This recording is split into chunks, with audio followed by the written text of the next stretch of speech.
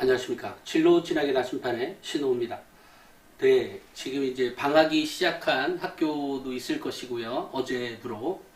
또 지방의 경우에는 지지난주부터 방학을 시작한 학교도 있을 겁니다. 그죠? 이제 이렇게 되면 우리가 수시가 이제 9월 중순에 있으니까 지금쯤 이제 학교 선생님들은 학교 생활 기록부를 방학 전에 작성하는 학교도 있을 것이고요. 방학 후 1, 2주 안에 작성하는 학교도 있을 것이고, 또 중간중간에 작성하는 학교도 있을 것이고, 여러 가지가 있을 거지만, 결과적으로 학교 생활 기록부는 8월 30날에 마감합니다. 기본적으로. 이제 그게 최종 기한인 거죠.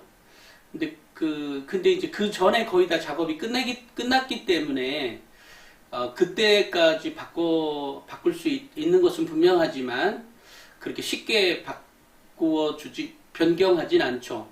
확실하게 학생이 기록한, 그리고 선생님들도 같이 확실하게 갖고 있는 정보라면 바꿔줄 수도 있겠죠. 그래서 제가 이제 오늘은 학생부 종합전형에서 평가는 어떻게 할까? 평가는 어떻게 할까는 당연히 뭘까? 많은 사람들이 이제 성적이라고 그랬었죠. 성적도 일부 분명히 있습니다. 하지만 이제 성적보다 더 중요한 게 있는 거죠. 그게 기록입니다. 그래서 보통 학생부를 저한테 가져오는 경우도 가끔 있거든요. 이제 그런 경우에 이제 또는 선생님들이 봐달라고 하는 경우도 있고, 이런 경우에 이제 저는 1학년 1학기의 자율활동에서 학생이 한 활동을 면밀히 보는 것도 아니고요. 그냥 읽어보면 학생의 사이즈가 나옵니다. 학생의 사이즈라고 하는 것은 학생의 역량이죠. 학생의 역량이 1학년 1학기 자율활동에 읽어보면 학생의 역량이 나오거든요. 그때, 얘가 가능성이 있구나. 그러면 이제 그 다음부터 읽어가면 되는 거고. 근데 대부분은 가능성 있게는 써 있습니다. 이제 문제는 학생의 사이즈죠. 근데 사이즈가 뭐냐면, 결국은 우리가 시험을 봐서, 그러니까 수능처럼 시험을 봐서 대학을 가는 경우라면, 그 학생의 꿈이 어떻든, 또는 그 학생의 진로가 어떻든, 무슨 관계가 있겠어요? 그냥 성적 하나로만 보는 거죠. 그런데 이제 학생부 종합전형은, 물론 이제 내신도 마찬가지죠. 내신의 경우에도 이제 성적 하나만 보면 되는 거죠.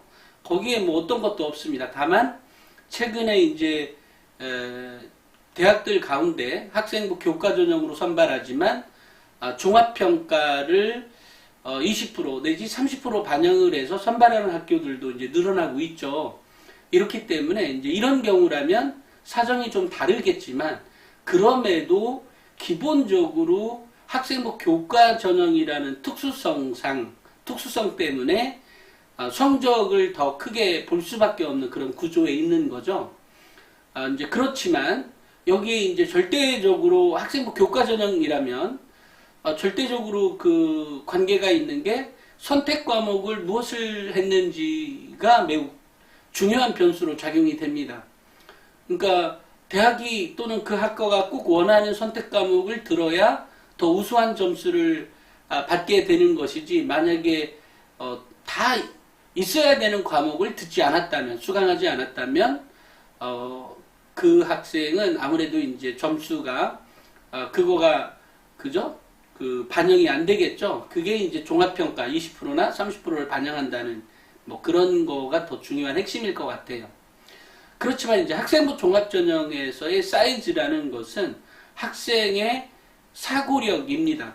제가 6년 전에 명문대학교 학생 학생부 대공개라는 책을 쓰고 세상에 나왔을 때 아마 일부 선생님들은 또는 일부 입학사정관들도 포함해서 그럴 리가 라고 했었습니다.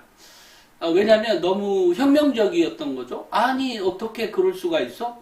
어떻게 학생부 종합전형으로 선발하는 게 어떻게 사고력이야? 열심히 노력하면 되는 거 아니야? 창체 활동에도 뭐 무조건 열심히, 뭐 자기주도 학습도 좋고 다 좋아. 근데 그렇게 하면 되는 거 아니야? 이제 라고 했던 사람들에게 완전히 새로운 그 시각을 전달해 준 거죠.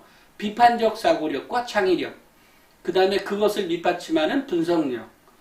뭐 이런 것들이 결국 학생의 사고력을, 그 사고력 사이즈를 좌우하게 되는 것이고, 그런 것들이, 결국은 당락을 결정한다. 뭐 이런 얘기였죠. 근데 이제 지금은 뭐 그 제가 모든 교육청의 그 어떤 강의집 이런 거를 본 적은 없습니다만 유튜브에 가끔 저한테 이렇게 뜬 거를 보면 뭐 서울이나 서울교육청이나 경기도교육청의 경우에 그 강사들 보면 이제는 제가 그때 당시에 썼던 말들을 주요 그 이슈로 다루고 있습니다.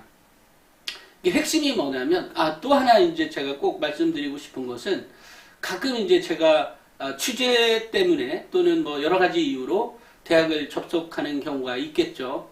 이제 그런 경우에 보면 뭐 저하고 친한 입학사정관들은 대표님 저 그거 잘 보고 있어요. 그래서 뭐예요? 그랬더니 그거 왜 그 비판적 사고력 뭐 이거요.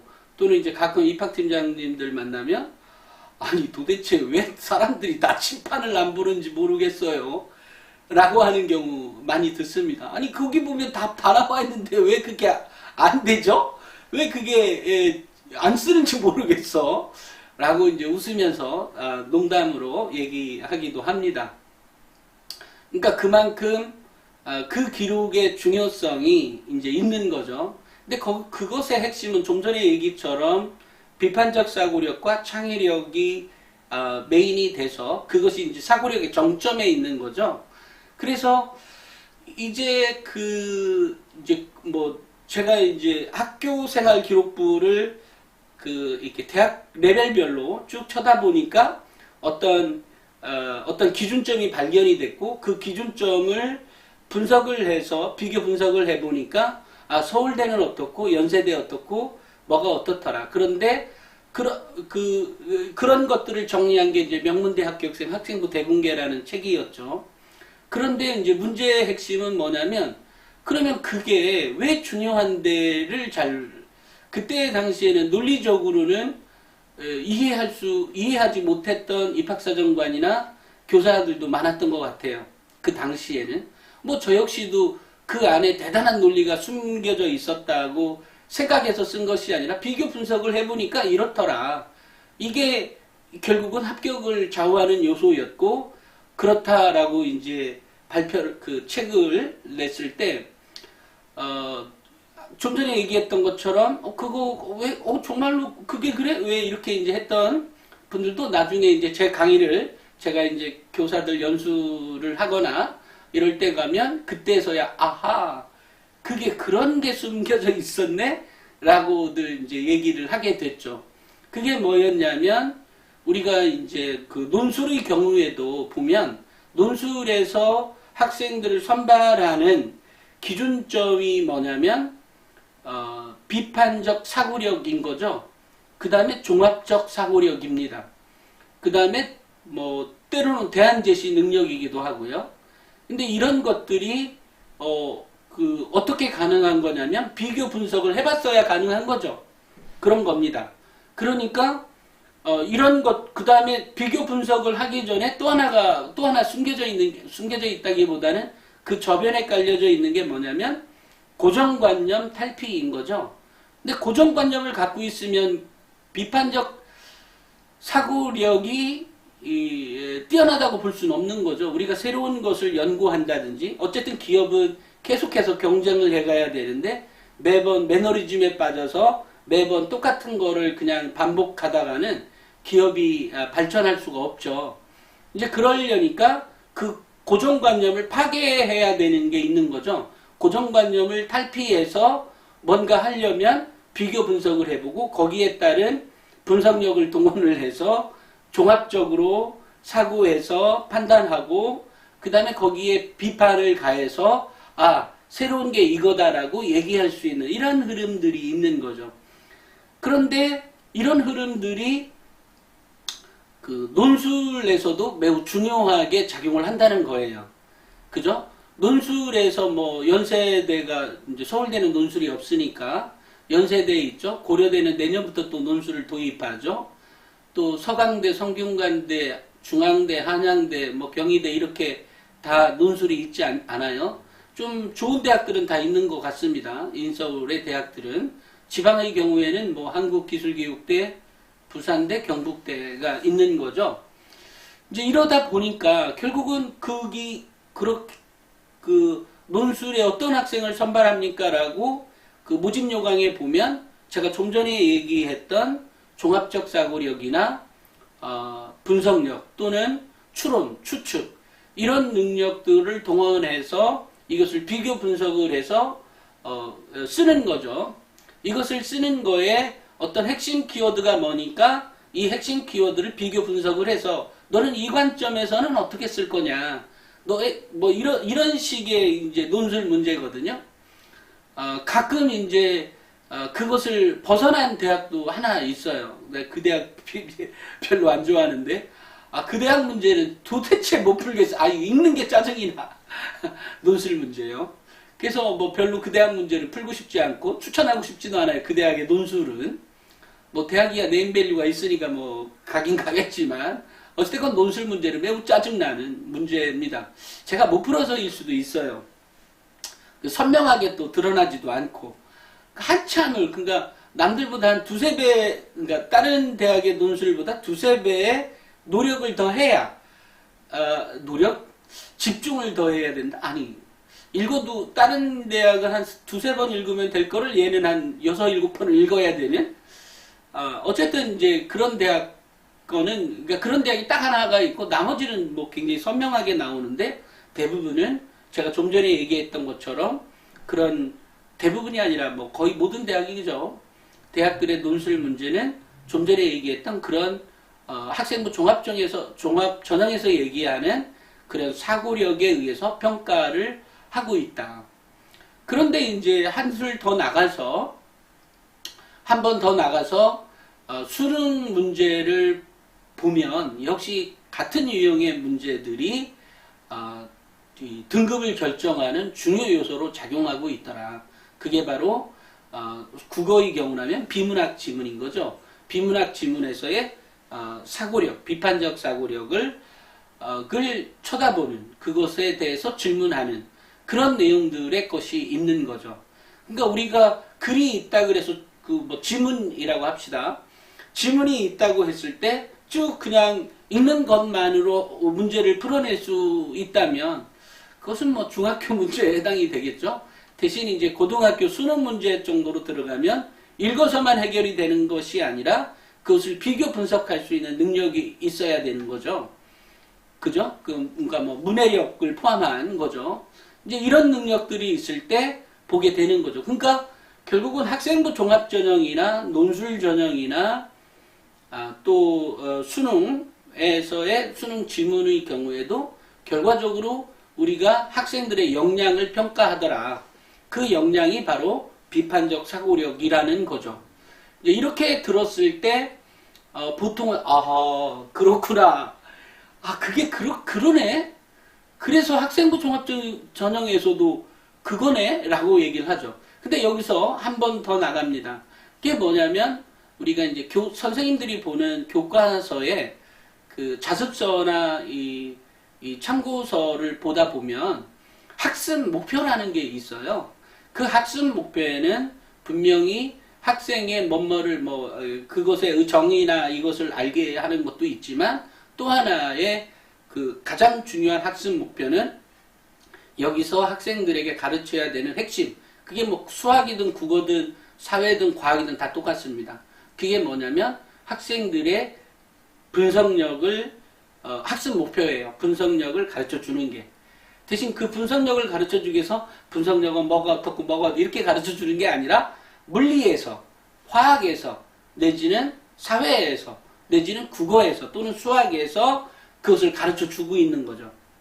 그런 거예요. 예를 들면 뭐 우리가 집합이라고 수학의 집합을 얘기하다 보면 집합에 보면 뭐 크고 작고 어디가 속해 있고 안 속해 있고 이렇게 얘기하지만 그것을 조금 더 한술 더 나가면 귀납법, 연역법에 대해서 우리가 이 집합의 문제를 가지고 얘기할 수 있는 거죠. 그죠? 그러니까 학생이 집합의 문제를 통해서 단순히 그 숫자 1, 2, 3, 4가 있고 여기 1이 있으면 1이 1, 2, 3, 4에 포함되어 있는 거잖아요. 단순히 이렇게만 한다고 하면 수준이 그죠? 그냥 뭐 그거 그냥 집합을 배운 애고. 하지만 이제 연역법이나 귀납법까지 가내라면 역시 차원이 다른 그 생각을 하고 있는 아이죠. 이런 거하고 같은 거예요. 그런 거니까 학생들이 무엇을 배웠느냐가, 그러니까 학생들의 사이즈가 어떠냐, 사고력에, 그것에 의해서 학생부 종합전형이 판단이 되는 거죠. 그래서 뭐 그 뭐죠? 서울대 가는 아이들이 뭐 3등급에 갔니, 또는 뭐죠? 지난번에 얘기했듯이, 언젠가 한번 얘기했듯이 뭐 4등급이 카이스트에 합격했니, 물론 일반고에서 이런 경우가 다 그런 거에 해당이 되는 거예요. 이제 그런 거니까 결국은 학생들의 사이즈라고 하는 게 분명히 존재하고, 그게 아까 얘기했던 그 사이즈는 판단의 근거는 비판적 사고력이다. 그리고 그것은 교사들이 학생들에게 가르쳐야 하는 참 학습서, 그 자습서의 학습 목표에 분명히 나와 있는 그 지표들이다라고 하는 거죠. 이제 이렇게까지 얘기하면 선생님들도 본 적이 없는데 라고 하는 선생님들도 한 꽤 많고요. 그러다가 어느 날 이제 그 중에 한두 명, 두세 명들은 두세 명의 선생님들 그거 다 봤어 뭐 이렇게 하죠. 맞아요, 그겁니다. 근데 선생님들도 되짚어 보면 사실은 그냥 지나쳐서 간 거지. 아, 맞아, 그거였어. 아, 세상에, 그거였어? 이제 이렇게 되는 거죠. 그러니까 이게 다 삼위일체라고 하나요? 이게 이제 이게 딱 틀이 맞아 있는 거죠. 그래서 이제 그 입학사정관들의 경우에도 이렇게 얘기할 수 있죠. 아니, 내가 그걸로 선발한 건 아닌데? 당연합니다. 그걸로 선발, 예를 들어 비판적 사고력이 뭐 그 단어가 10개가 포함됐다는 등 20개가 포함됐다는 등 해서 선발한 적이 없어요. 그러니까 처음에는 그냥 그 데이터에 껍데기만 본 사람들이라면 그게 뭐 근데 라고 얘기할 수 있지만, 뭐 그렇게 그러니까 그 껍데기만 본 사람들은 그럴 수 있지만, 그것을 생각을 해보면 결과적으로 그렇게 선발이 되었다는 거죠.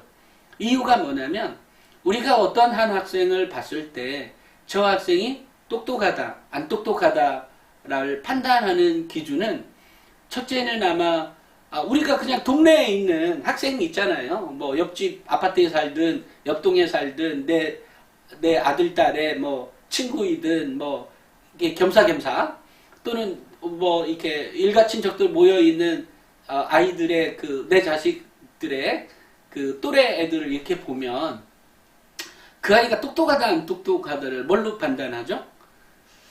첫째, 똑똑하다 안 똑똑하다 이전에 제일 먼저 만나는 것은 아마 인사일 겁니다. 인사.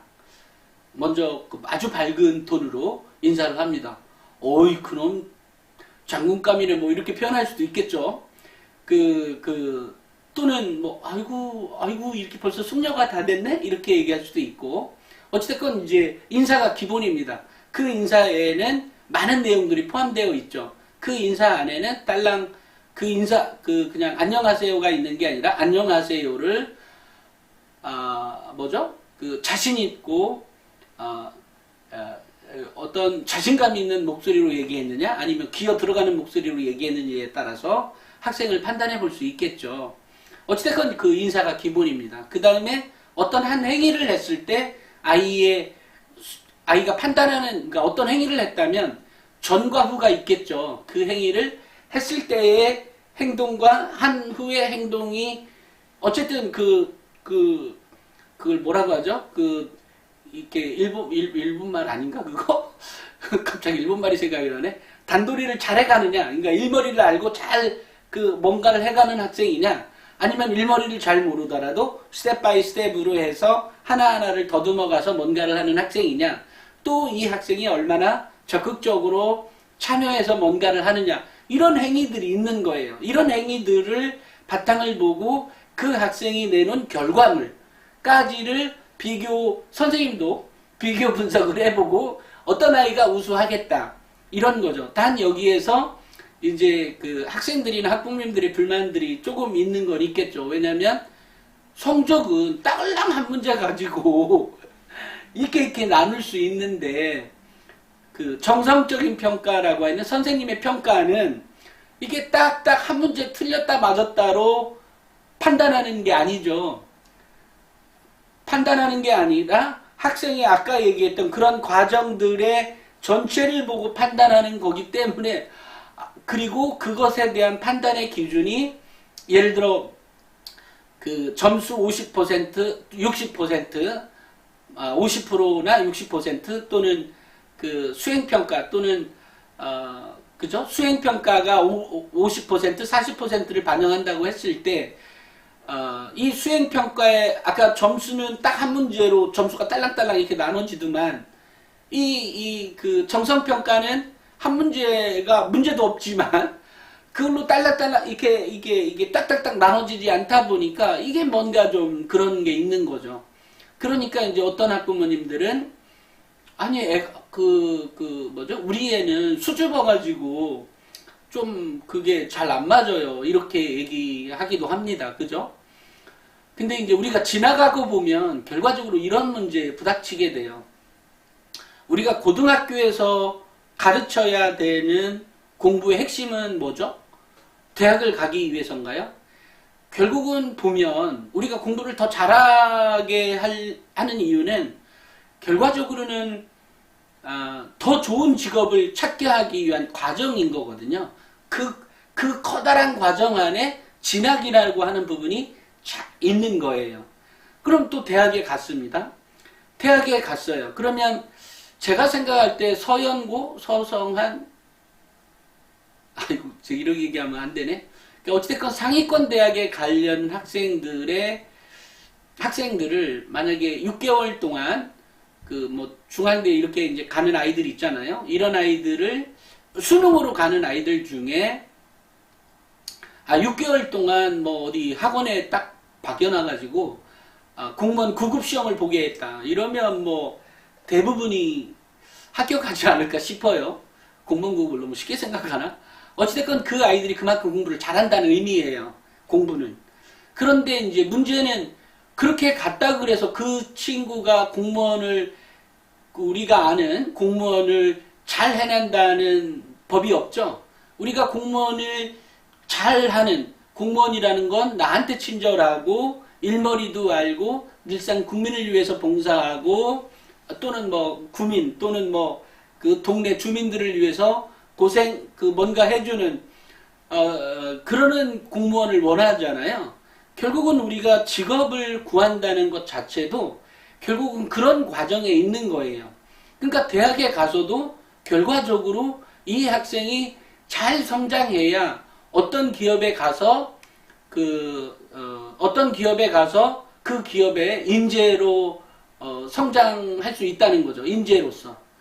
그러니까 이제 결과적으로 보면 우리가 예전에 미국의 유명한 CEO들에게 이제 질문을 던져봐도 결과적으로 항상 우수한 학생은 꼭 명문대 학생이 아니다. 명문대 학생은 길어야 3년이고 결과적으로는 그 학생이 가지고 있는 인성이 좌우한다.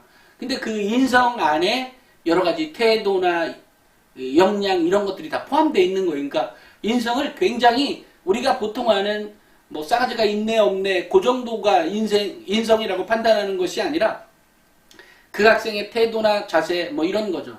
예를 들면 서울대가 우리는 학업 역량으로만 평가하고 학업외 소양이 있고 이렇게 하는 그 평가를 하겠다라고 하는 것도 결국 그 안에 학생의 학업의 소양, 학업 태도, 그 다음에 학업 역량 이렇게 이제 세 가지를 가지고 평가를 하겠다라고 한 그 역량 안에는 좀 전에 얘기했던 그 인성 부분, 인성을 굉장히 광범위하게 해석한 그런 태도가 있는 거예요. 근데 결국은 그 태도나 자세가 사회에 나가서 그 학생이 인자가 될 거냐 말 거냐를 결정하기 때문에 그것을 고등학교 때부터 도입한 게 학생부 종합전형이라고 보면 되는 거예요. 그런 거니까 결과적으로 학생이 학생부 종합전형을 준비하지 않는다. 내지는 우리 아이는 수줍어서 그거 준비하기가 좀 어렵다. 또는 우리 아이는 뭐 당장 대학은 잘 가야 되니까 라고 치부해 버린다면 학생의 성장에 꼭 바람직하지 않은 거죠. 실제로 대학생들을 인터뷰, 그러니까 개별로 그러니까 몇 번 제가 설문조사까지는 아니더라도 개별적으로 물어보면 학생부 종합전형으로 뭐 서울대 학생들도 그렇고 뭐 연세대 학생들도 마찬가지고 그 학생부 종합전형으로 들어온 학생들과 수능으로 들어온 학생들의 격차가 너무 크다. 한마디로 얘기하면 그 수능으로 들어온 애가 학생부 종합전형으로 들어온 아이를 저 새끼들은 또라이다 라고 얘기할 정도로, 그러니까 여기서 또라이는 무슨 미친 짓이라는 게 아니라 그렇게 열심히 하기야 미친 짓이네. 미친 짓? 여기서 좋은 의미의 크레이지한 거죠. 정말로 미친 듯이 그 학과를 좋아해서 나하고 너무 결이 다른 거야. 적응이 안 돼. 수능으로 들어온 아이들은. 그런 거니까 결과적으로 이 아이들이 성적이 더 좋아질 수밖에 없는 거죠. 왜냐면 자기가 좋아서 선택한 학과, 또 자기가 어쨌든 준비를 해오는 과정에서 아까 얘기했듯이 습관과 태도들이 쭉 불러왔을 거 아니에요? 이런 것들이 이렇게 그 몸에 내재되어 있는 학생과 공부만 하는 학생은 결이 다를 수밖에 없습니다. 결과가 다르죠. 결과적으로 보면. 자, 제가 지금까지 얘기한 건 이제 지금까지 하는 내용들이 그 학생의 그 사이즈라고 하는 거고, 그 크기라고 하는 거고, 그 크기가 기록으로 남겨져 있을 때, 이 학생이 완전 A급이다. 그러니까 예를 들어 뭐 내신이 3등급이라도 뭐 1.1등급이 가는 대학에 얘 정도라면 분명히 우리 대학에 와서 정말 뭐 A급으로 잘할 수 있을 거야. 이렇게 생각한다는 거죠. 그런 거니까 결과적으로 보면 제가 좀 전에 쭉 했던 거를 다시 한번 반복해서 듣다 보면 뭐 어떤 것을 하냐면 결국 기록이 어때야 되는지를 제가 말씀드린 거예요. 그러니까 기록이 어떤 기록이 되어 있어야 대학에서 우수한 평가를 받을 수 있다를 얘기하게 된 겁니다. 하는 거거든요. 그런 거니까 뭐 이 방송을 막 고3이 들었다면 우리 아이의 여러 가지 태도나 역량들이 또는 습관이나 태도들이 많이 기록되어 있고, 그것이 아까 얘기했던 그냥 단순히 이 아이는 착하고 뭐가 이게 이런 게 있는 게 아니라 그 어떤 학업 역량을 추구하는 어떤 수행평가를 하는 어떤 탐구보고서를 작성하는 과정에서의 태도나 자세들이 그렇게 기록되어 있는 학생부라면 매우 좋은 학생부이다 라고 하는 거죠. 그러니까 이 학생부를 통해서 성격이나 이런 것을 알 수 있고, 그 성격을 통해서 이 학생이 학업 역량까지도 유추해 볼 수 있고, 이것이 성적까지도 딱 맞는다면 안정권. 만약에 성적이 살짝 뒤틀렸다. 그러면 밑에 있는 기록이 또는 그 탐구의 그 보고서의 내용이나 수준이 어느 정도였는지가 또 이제 그 성적을 보완해서 뛰어넘을 수 있는 그런 걸로 기록되어 있느냐가 또 핵심이 되겠죠. 또 성적만 좋다면 이제 대학들 중에서도 그런 게 있는 거죠. 성적만 좋다면 무조건 뽑는다 이런 경우는 없고요. 꼭 뭔가 뛰어난 부분이 뭔가라도 있어야 된다. 하지만 이제 그런 뛰어난 부분이 어떤 경우에는 학생의 이제 기본적인 공부했던 학업 역량의 기반들이 있거든요. 예를 들면 모 대학의 경우에는 이렇게 써져 있는 대학도 있잖아요. 학업 수월성을 우리 평가한다라든지 학업 수월성을 더 많이 본다. 학업 수월성이라는 건 다른 말로 표현하면 공부 잘한다는 의미 아닐까요? 그죠? 공부 잘 따라가는 애, 우리는 이런 애를 뽑을 거야. 이렇게 생각할 수도 있는 거죠. 그래서 이제 그런 대학들을 이렇게 분석을 해보면 결과적으로 성적이 좀 우수하거나 이런 애를 좀 더 많이 뽑더라 라는 걸 엿볼 수가 있고요. 또 대학마다 우리는 이런 애를 뽑아. 그러니까 이제 우리가 보통 알고 있는 과별로 남아있는 인재상은 뭐 그렇다 치더라도 우리 대학은 어떤 인재상을 원해 뭐 이런 것은 사실 예전부터 제가 늘상 하는 얘기지만 그닥 그렇게 큰 의미가 있는 게 아닙니다. 그러니까 결과적으로 보면 이제 기본적인 바탕은 제가 오늘 얘기했던 그런 이게 어떤 사고력의 볼륨이 있는 거고요. 또 사고력의 볼륨 중에 좀 더 좋은 대학을 가려면 역시 남들보다 일반적인 학생들보다 더 나은 점들이 있어야 되겠죠. 예를 들면 하다못해 이게 꿈이 커서 뭐가 이게 사이즈가 다르잖아요. 아까 얘기했던 사이즈, 사고력의 사이즈는 여러 가지 의미에서 제가 말씀드리는 거예요. 그래서 사고력이라고 하는 사이즈는 생각의 크기이고 생각이 큰 학생들이 꿈도 크잖아요. 그죠? 그러니까 이런 거하고 다 연결이 되는 겁니다. 물론 여기서 나는 증권거래소에다 취업할 거야.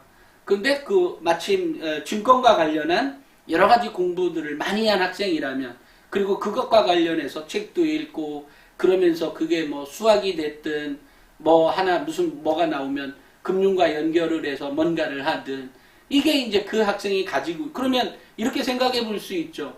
아니 그렇게 전공 적합성이나 계열 적합성 그렇게까지 안 본다며 라고 얘기할 수 있지만, 예, 맞아요. 그렇습니다.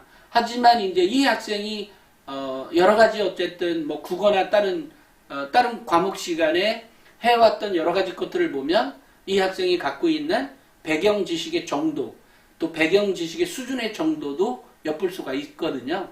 그러니까 이런 거에 대한 기준점들을 본 상태에서 이 학생의 합격 여부가 가려지게 됩니다.